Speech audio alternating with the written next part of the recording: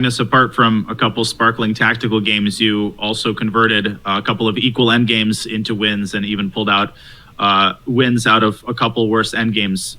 For aspiring players in the chat, could you share a particular player or maybe a book that inspired you to study and improve your end games when you were in your beginning stages of your career?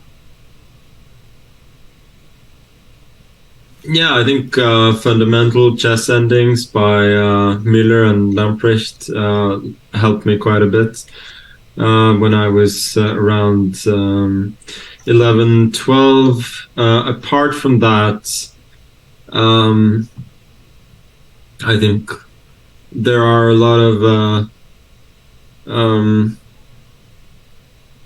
a lot of playing end games is just positional understanding and perseverance, and those usually come with experience. They're not so hard. They're not so easy to teach. But I wouldn't say that I particularly excelled in that regard. I mean, I did win a few, but I think I'd normally expect to win more. Chess aficionado, so there you go. Magnus has told us a little secret of what he was using when he was younger, and it is this. You can find it for free, actually. There it is, Fundamental Chess Endings by Karsten Muller, Frank Lampert. This is what it looks like, and these are the sections.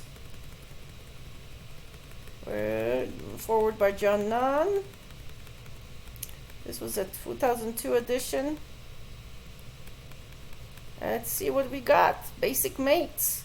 So, you ready? You want to study? You gotta hit the ground running with chess. You can't just do some sort of, quick ways of understanding things. You gotta learn these. You gotta know your mating patterns for sure. So the end games you gotta know. You can be in the middle game, but if you don't have a plan of what pawns or what pieces you're gonna use that you think are gonna be useful for organizing a checkmate, then you're like kind of lost.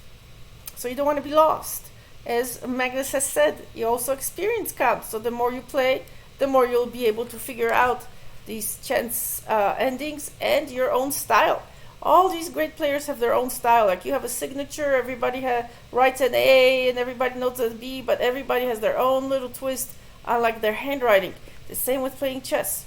So we got the basic mates, the pawn endings, the knight endings, the bishop endings, bishop versus knight, rook endings.